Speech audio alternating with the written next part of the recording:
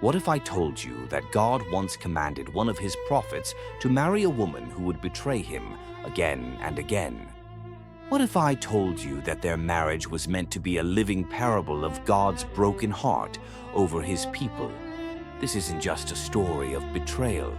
It's a story of relentless love. Hosea was called to marry a prostitute named Gomer, knowing she would be unfaithful. His heartbreak wasn't just his own. It was God's heartbreak over Israel. We're going back almost 2,800 years to the northern kingdom of Israel during the reign of Jeroboam II. Outwardly, it was a golden age. Trade flourished, wealth increased, borders expanded. But beneath the prosperity there was rot. Idolatry filled the land. Shrines to Baal stood where altars to Yahweh once stood. Temple prostitution was common. The poor were crushed while the powerful feasted.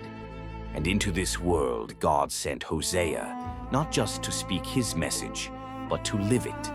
Hosea chapter 1 verse 2 says, "When the Lord began to speak through Hosea, the Lord said to him, 'Go, take unto thee a wife of whoredoms, and children of whoredoms, for the land hath committed great whoredom, departing from the Lord.'" Imagine being a young prophet, devoted to purity, and hearing that. God was asking him to live through the pain of his own rejection. So Hosea obeyed. He married Gomer, the daughter of Diblaim. For a while there was peace in their home. But every day Hosea carried the weight of that command, knowing his marriage was more than personal. It was prophetic. Their first child was born, a son.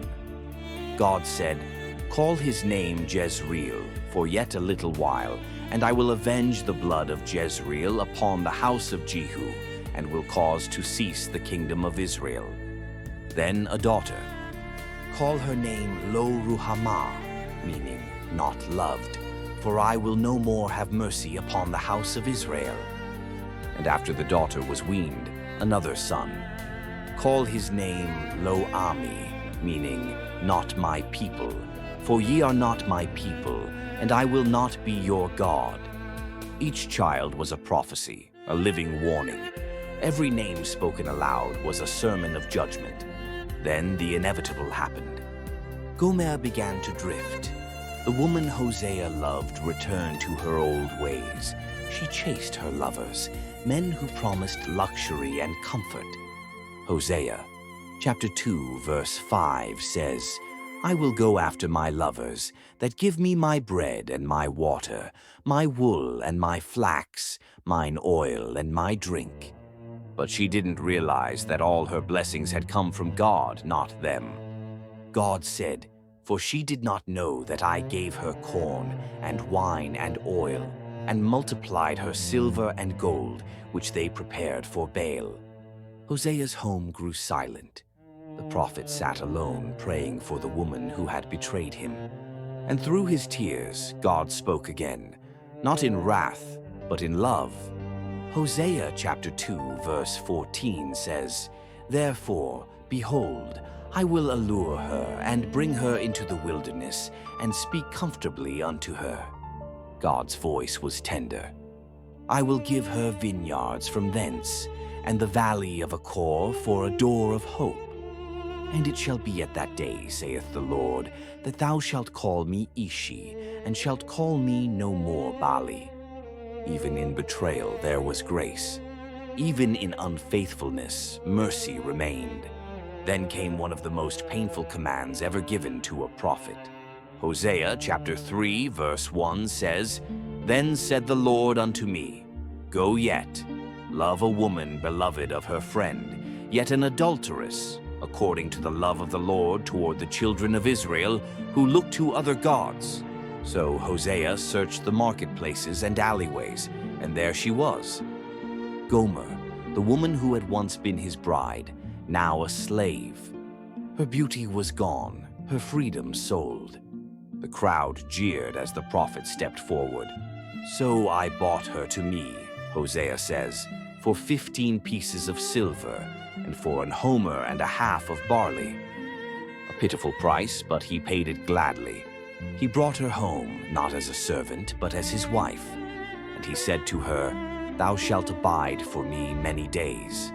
Thou shalt not play the harlot, and thou shalt not be for another man. So will I also be for thee." This act of redemption became the heartbeat of the story, a love written in the language of suffering. Hosea cried out to the people, "Hear the word of the Lord, ye children of Israel. For the Lord hath a controversy with the inhabitants of the land, because there is no truth, nor mercy, nor knowledge of God in the land."